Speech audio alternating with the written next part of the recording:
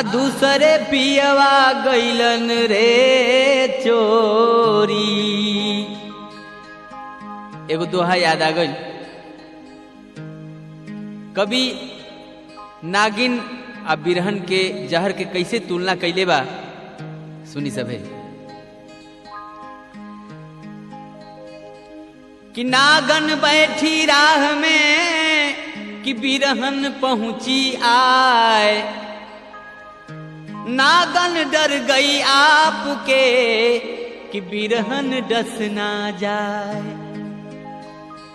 कैसे भैया नागिन डरा जाती है बिरहन से। कि नाहर के नख में बसे दंते बसे भुजंग, अब बिच्छी के पोछी बसे बिरहन के सब अंग। एक तो मुबारी भोरी आ दूसरे पियवा गइलन रे चोरी। अरे सखिया रे तीसरे बिरह से देहिया मातलिए राम। अरे सखिया रे तीसरे बिरह से देहिया मातलिए राम। एक तो मोबारी भोरी दूसरे पिया के चोरी। अरे सखिया रे तीसरे बिरह से देहिया मातलिए राम।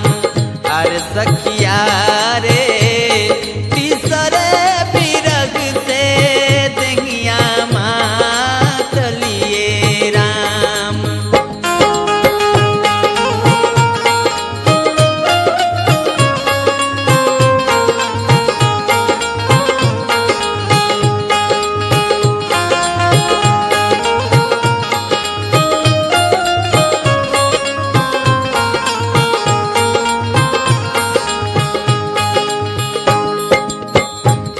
फूल लोढ़े गइली बारी सारी मोरी आटकल डारी।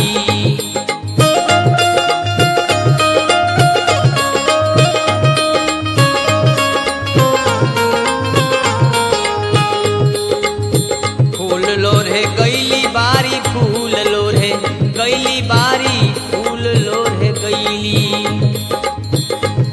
फूल लोढ़े गइली बारी सारी मोरी आटकल डारी। अरे सखिया